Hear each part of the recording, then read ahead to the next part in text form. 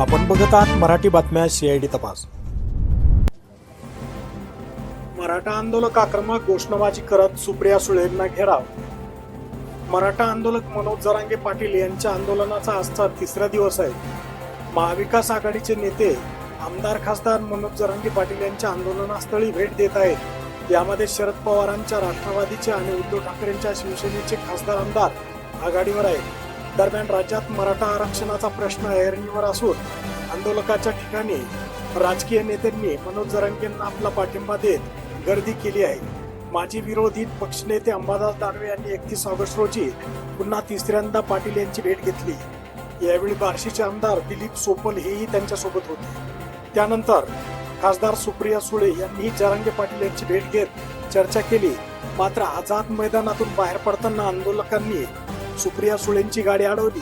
तसेच शरद पवारांची आतापर्यंत आरक्षण का दिले नाही असा सवालही आंदोलनकर्त्यासोबत बोलणं ही माझी नैतिक जबाबदारी आहे असंही त्या म्हणाल्या. सरकारला झेपत नसेल तर सरकारने राजीनामा द्यावा. सरकारची इच्छाच नाही म्हणून त्यामुळे कमिटी बैठका चर्चा चालू आहे. आंदोलनकर्त्यांनी त्यांच्या गाडीवर पाण्याच्या बाटल्या फेकल्या. त्यांना विनंती केली आहे की डॉक्टरांची सविस्तर माझी चर्चा झाली. 4 दिवस त्यांनी काही खाल्लेलं नाहीये आणि त्यांना प्रचंड विकनेस आलेला आहे. आणि डॉक्टरांचं तेच म्हणणं होतं की अन्न 4 दिवस काहीच पोटात न गेल्यामुळे त्यांना ट्रिमेंडस विकनेस आलाय. त्याच्यामुळे ते जरा त्यांना असं ड्राउझी असं फिलिंग येत आहे, म्हणजे थकल्यासारखं वाटतंय त्यांना, म्हणून त्यांना आराम करत होता. मी त्यांना म्हणत होते उठूच नका, पण सरपंचांचा आग्रह होता म्हणून 2 मिनिटं मी त्यांना म्हणले काळजी करू नका, तब्येतीची काळजी घ्या. सगळ्यांच्याच जबाबदाऱ्या आहेत, घरातले पण काळजी करत असतील ना अर्थातच. त्यामुळे माननीय मुख्यमंत्र्यांपर्यंत पोहोचवण्याची नैतिक जबाबदारी आमच्या सगळ्यांची आहे. माझी हात जोडून महाराष्ट्राच्या माननीय मुख्यमंत्र्यांना आणि दोन्ही उपमुख्यमंत्र्यांना विनम्रपणे माझी विनंती आहे की सगळ्या पक्षांना बोलवा, तातडीने ऑल पार्टी मीटिंग करवा आणि त्यातून पाहिजे असेल तर लगेच 1 दिवसात अधिवेशन बोलवा आणि हा निर्णय मार्ग काढा.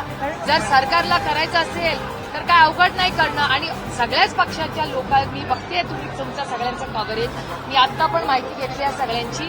सगळेच लोक येत आहेत तिथे भेटायला. कुणाचाच विरोध नाहीये. जर कुणाचाच विरोध नसेल तर माननीय मुख्यमंत्र्यांनी तातडीने कॅबिनेटमध्ये निर्णय घ्यावा आणि गरज पडली जर काही करायचं असेल कॉन्स्टिट्यूशन अमेंडमेंट वगैरे तर तातडीने त्यांनी एक असेंब्लीला उद्या बोलवावी. काय अडचण आहे? असेंब्ली अर्जंटली बोलवून टाका.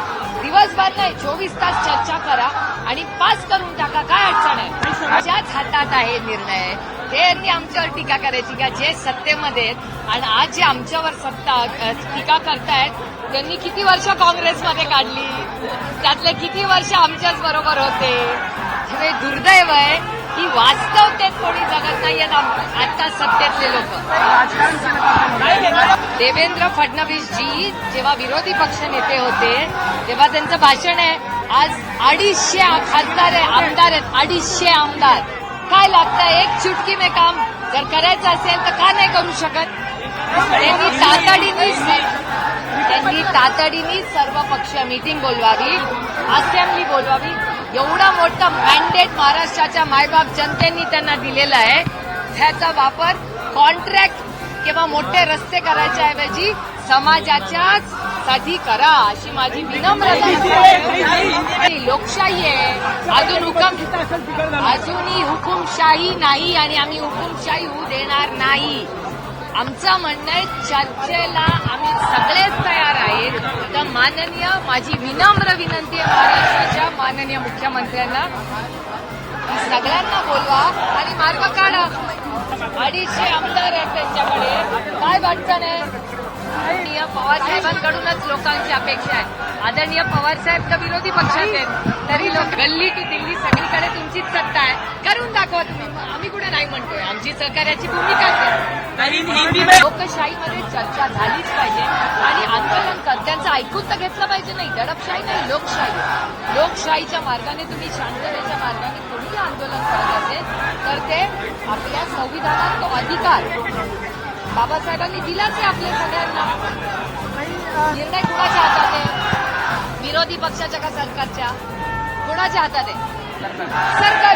सरकारने याची उत्तर दिली. आमच्या अंगावर टाकून उपयोग काय?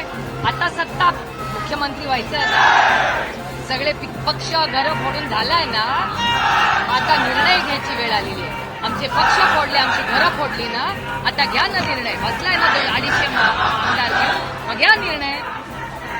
सत्ता नुसती लाल बत्तीची गाडी, प्रायव्हेट प्लेन आणि हेलिकॉप्टर नसतं. मायबाप जनतेच्या सुख दुःखात माणूस असला पाहिजे, त्याला खरा नेता म्हणतात.